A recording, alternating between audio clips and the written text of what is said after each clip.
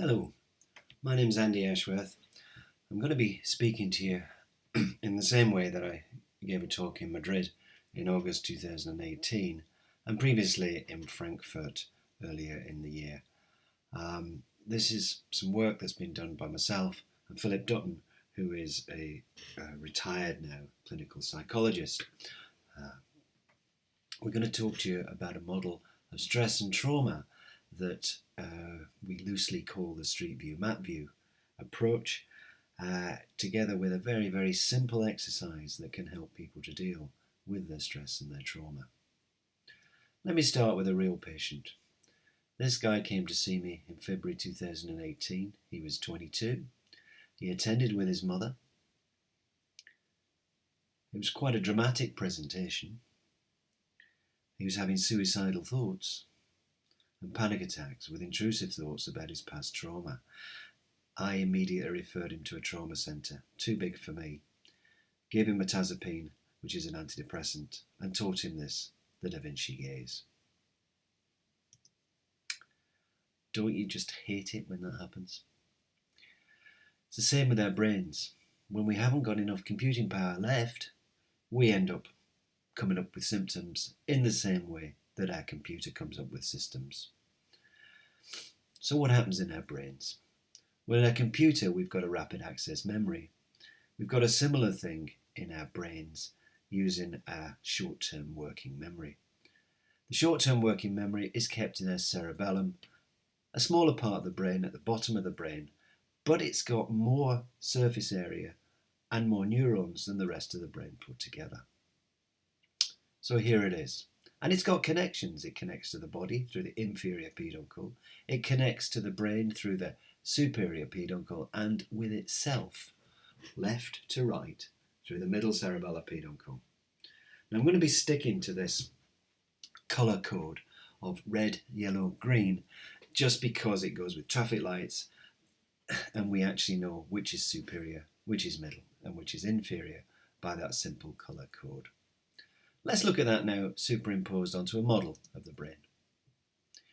We've got the superior peduncle connecting the cerebellum to the brain, the middle cerebellar peduncle connecting the cerebellum to itself, and we've got the inferior peduncle connecting the cerebellum to the body. As well as that, nearby, we've got the sixth cranial nerve. Sixth cranial nerve deals with outward gaze, and it's right next to the middle cerebellar peduncle. And we believe that's very important, and we'll explain why as the presentation goes on. Let's now turn ourselves to looking at the components of the memory system. We've got the cerebellum, which I've mentioned, and that connects to the hippocampus, which, if you like, is the coding centre. It's what organises the memory to go to other places. Other places, basically in the neocortex, the rest of the brain. Now, the cerebellum and the hippocampus have lots of connections.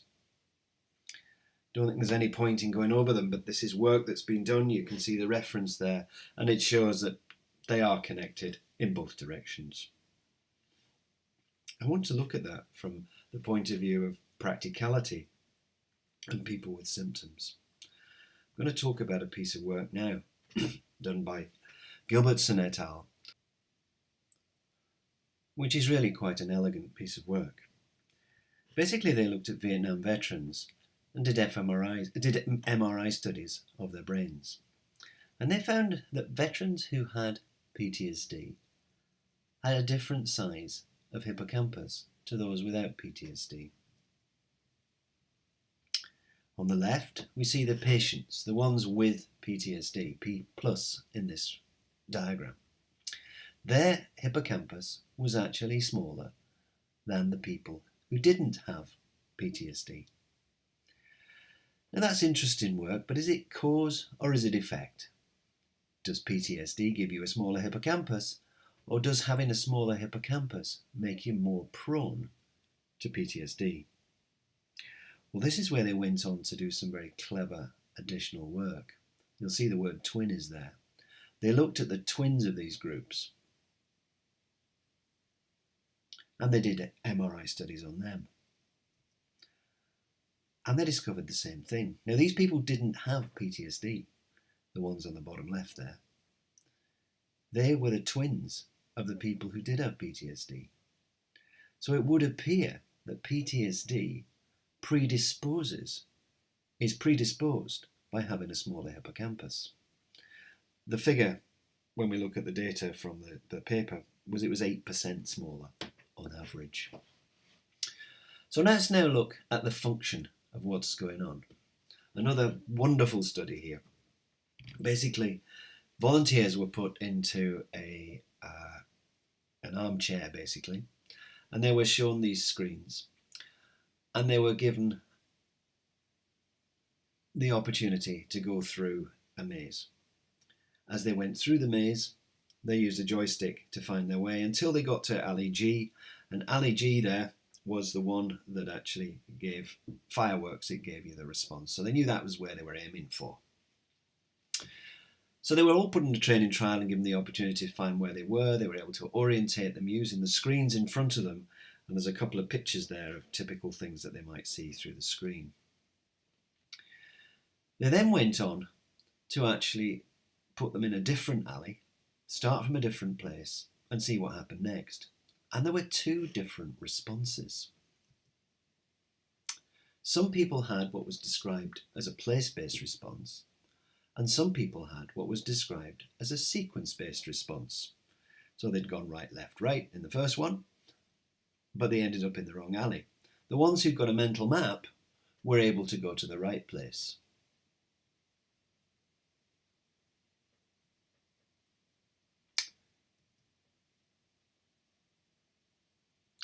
So some had a mental map.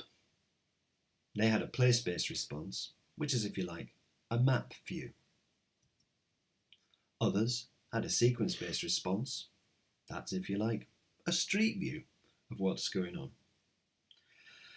Now, let's go back to the training trial. They did functional MRIs while these people were doing this task. If we look at this, and we look at the training trial, we see that the cerebellum and the hippocampus on both sides were illuminated. They were using both sides of their brains to learn this approach. We then move on to the map view.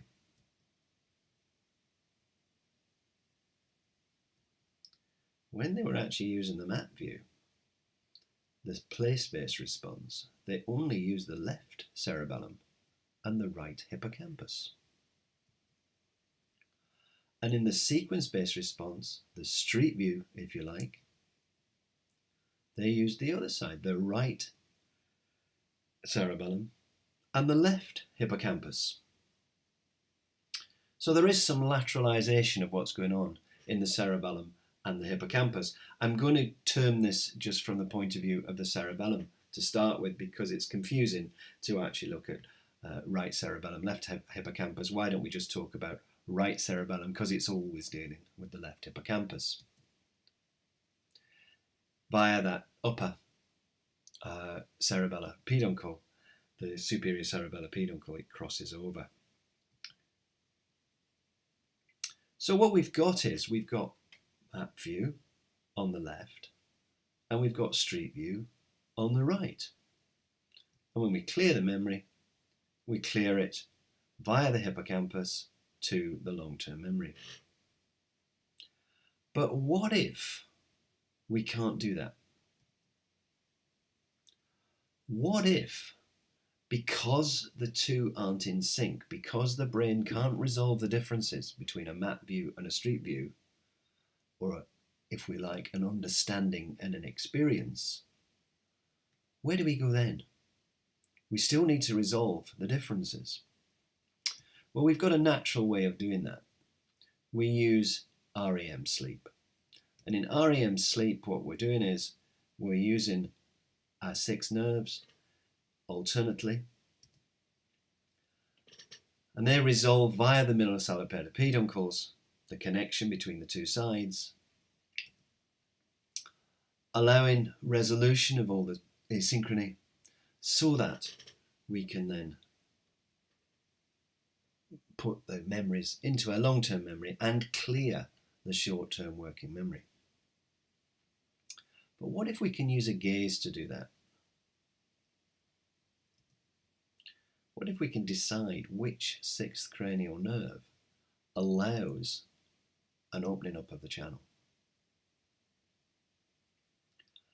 If we do that, then what we can do is we can actually see that we'll have better coordination and we'll be able to deal with this memory issue. So let's go back to coordination. If we're doing something different with one side to the other, a gaze ought to help us to actually make that task more confident, better, the two sides acting in sync. Now, I'm going to show you an actual live experiment where somebody who uses both sides of his body to do different things for a task can actually be measured according to a different qualitative outcome.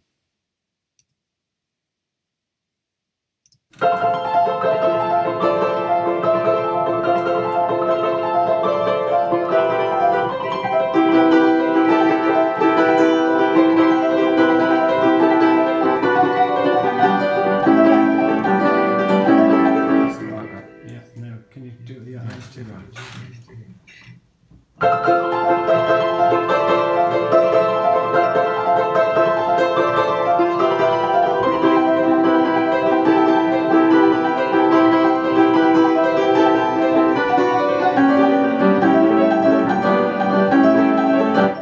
Yeah, kind of.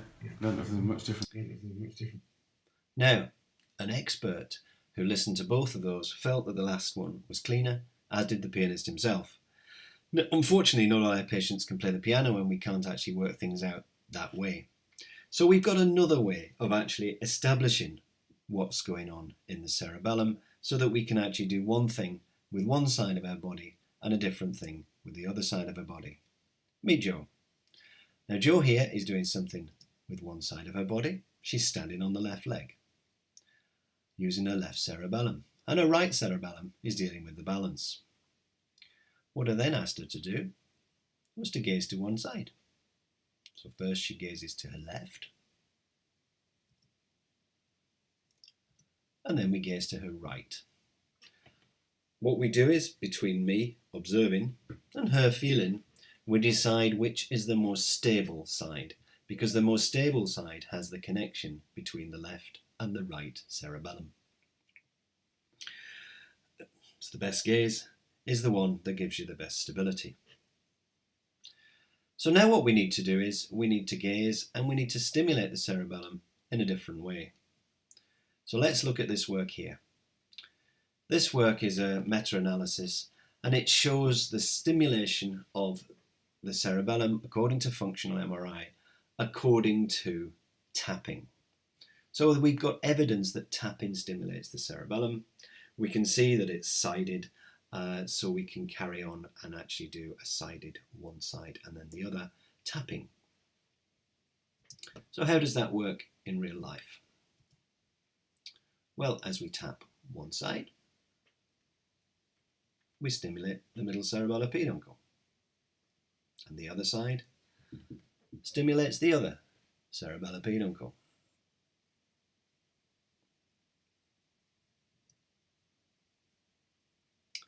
So let's see if we can use this to resolve the asynchrony of the short-term working memory, thereby clearing neural networks to be available for other memory tasks in the future and stopping the symptoms that actually prevent us from moving on. So first we establish the gaze, then we tap one side and then the other.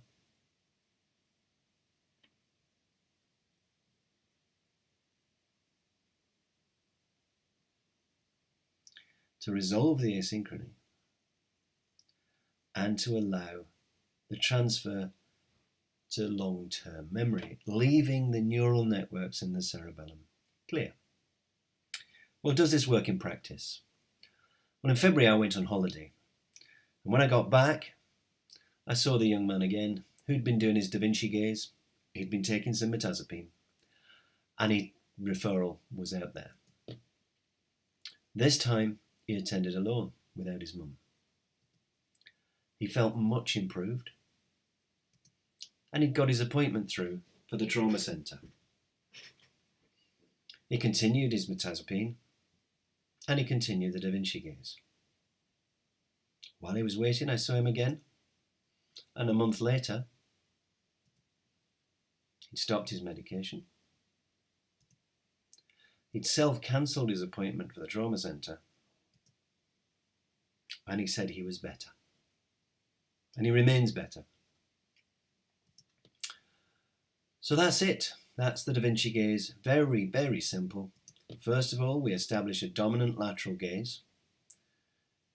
We tap feet and fingers on alternate sides, and the patient reports when the job is done.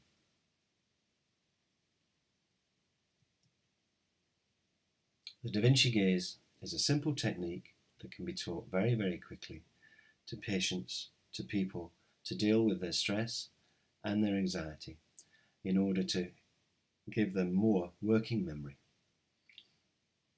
Thank you for listening.